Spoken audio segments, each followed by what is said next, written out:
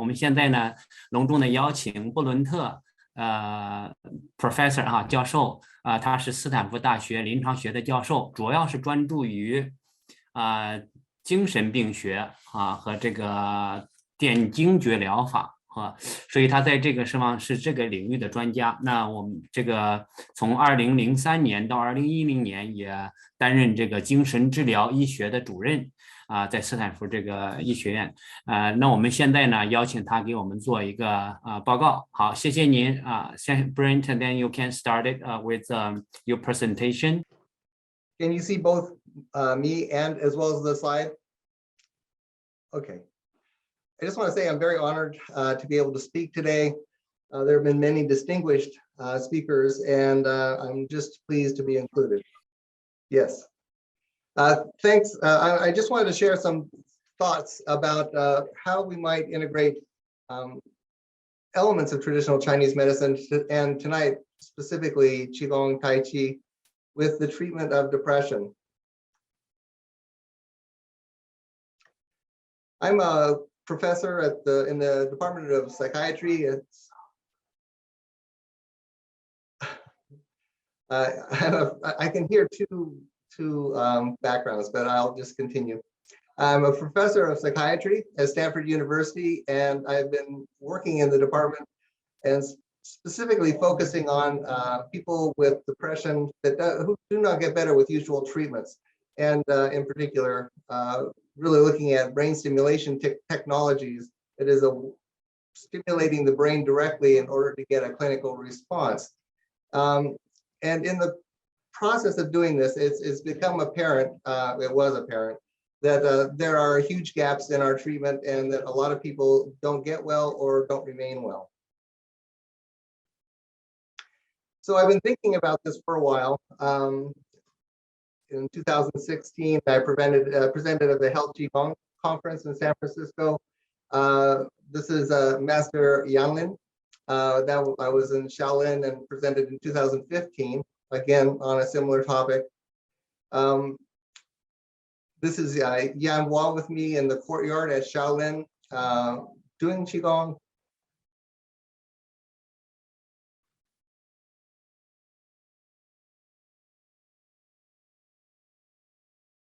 I want to go back. Okay. There's Shaolin again, and this on the far right is Yan Bu. He is a Qigong master, and this is his school. I stayed with him in 2016, and then went back in 2018. I had a neurologic disorder, and he treated me just with Qi, and this all to say that, you know, it's not theoretical. I practiced it, I've been healed by it, and you know, it's clear that this is an important treatment. And so this issue about whether or not Tai Chi or Qigong could use to treat depression, it's been shown that it actually does work. It reduces depressive symptoms.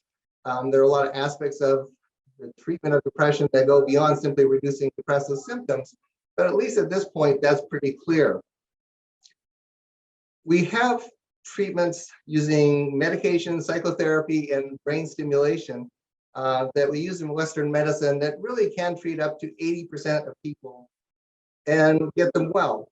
Of course, the problem is that people don't stay well. There's a tendency to relapse into another depressive episode, and so getting well needs to be followed by staying well, and the staying well part we don't have as well defined, and we don't have as clear treatment strategies.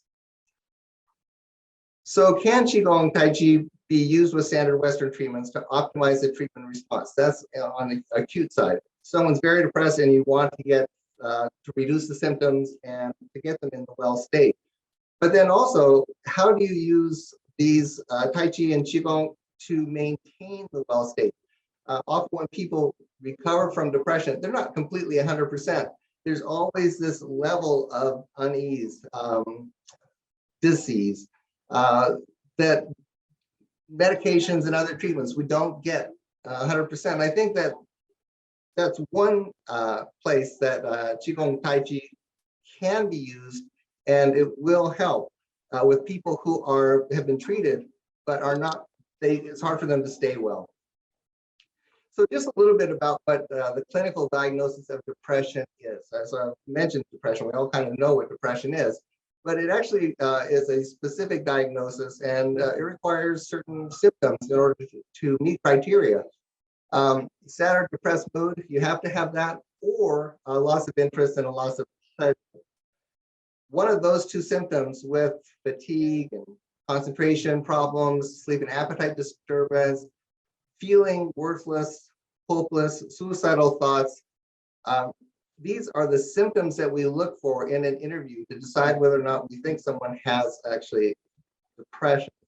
And it varies in severity. Of course, people can have mild to moderate depression. They function very well in their life, but they don't feel well, and their quality of life is reduced. And in some instances, their ability to function in certain areas of their life, especially interpersonally, is impaired. Now, even though that's the diagnosis, depression often presents with anxiety or irritability, and sometimes this kind of vague bodily pains and discomfort. And for the more severely ill, a kind of misery that is definitely not just a psychic pain. It is a physical pain that they feel as a result of the intense sadness or depression they feel.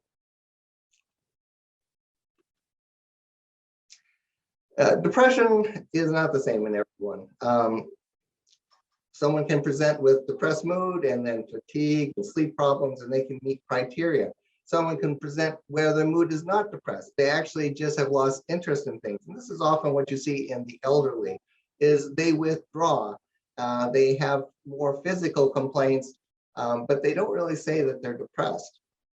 Men are, as I said, are more often irritable and angry, and often don't acknowledge there is a problem, which can be difficult for a family when the man is in a depressed state and won't acknowledge that he is depressed. For women, there's more often sad mood, loss of interest, and feeling guilty. Children and adolescents is definitely different. It's hard to track what's going on in a teenager, but they tend to have problems with work, schoolwork. They complain of a lot of fatigue, they withdraw and stay in their bedroom, they miss school, they don't do homework, and can be very irritable. So depression can look very different in different people. And just as a comment, because depression is really common, and there are probably people here who have members of their family who suffer from depression, and it's often not clear what you can do to help someone who's depressed. And they're just very basic things, but offer support and encouragement. If they're receiving medications, to encourage them to take those medications consistently. If they're having so much difficulty that it's difficult for them to leave the house and go to their appointments, help with the transportation. And don't be afraid of asking whether or not they're having suicidal thoughts. It doesn't make someone attempt suicide to ask them if they're feeling suicidal or feeling like they want to harm themselves. So Western treatments, first line psychotherapy or medication, and about half will get well. They do help. If that doesn't work, then you can change medication or add psychotherapy or increase the dose of the currently used medication. Third line is additional trials of medications, combinations, more therapy. But really, after you get to 4 or 5 treatments, so you've had 5 antidepressant treatments with therapy, and they're not really well, and the likelihood of that next treatment getting them completely well becomes very low. It's after 5 antidepressant trials, it's less than a 5% chance of getting well with that next medication. And overall, with all these different treatments, with first, second, third line, about 15% will not respond to these treatments, which is actually a fairly large number, given that the number of people who have depression generally runs about 20% internationally.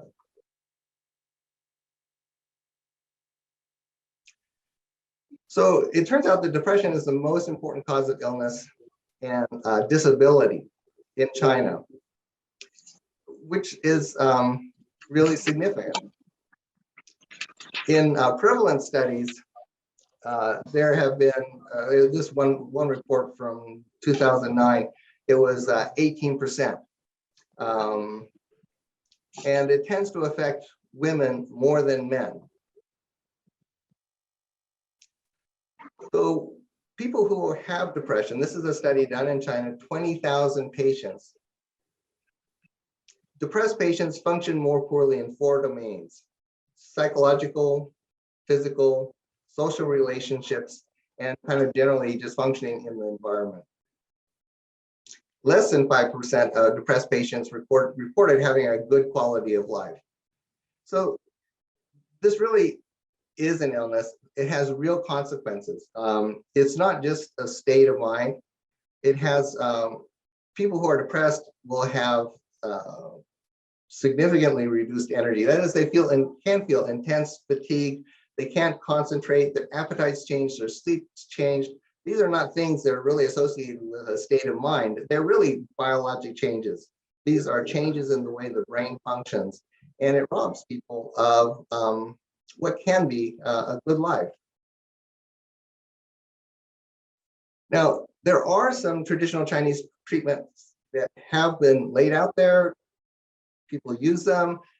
We did a study at Stanford looking at one of the new Chinese herbal medicines. It was a different preparation, looked like a positive study, though I don't think that they've gotten funding to do more. Qigong, Tai Chi, of course, acupuncture, and then reflexology-based approaches. These have not really been compared well head-to-head with Western medicine treatments, but they clearly work. It's just hard to define how well do Western medications work versus one of these approaches. And I don't know that it's easily answered. So this is just an example of some systematic reviews of electronic databases, pulling up articles and really looking at the number and the effect size. And Qigong and Tai Chi both have an improvement in reducing depressive symptoms.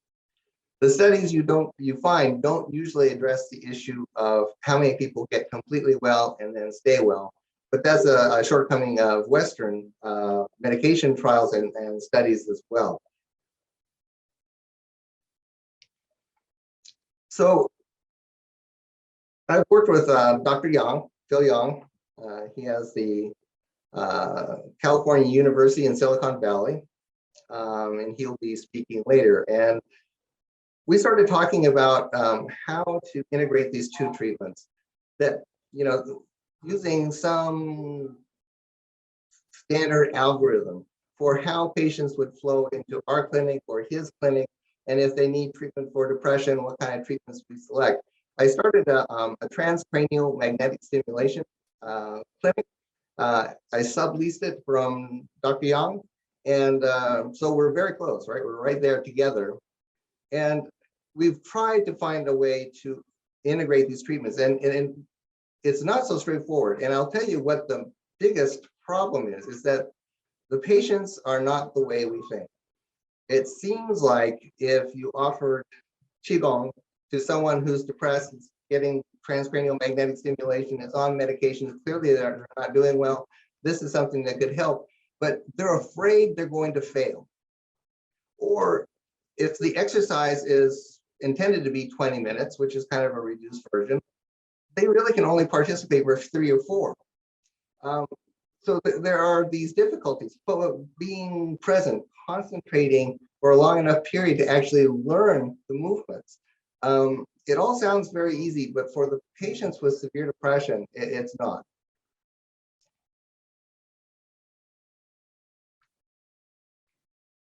So one of the things that I've tried to do, and I have not been terribly successful, is to have some sort of intellectual framework for understanding what we're talking about when we're talking about Western medicine, what we're talking about in terms of the theoretical mindset, which can both illuminate things, but also it hides things. You can be blind if you're only looking in one approach.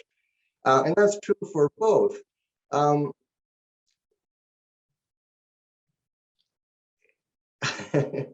It's been difficult to think about this, but let me say that, let me go through kind of what the Western view of depression is in the brain. And so the brain is really seen as connected and functions based on circuits. That is, different areas of the brain are connected, and we call these neurocircuitries or neurocircuits.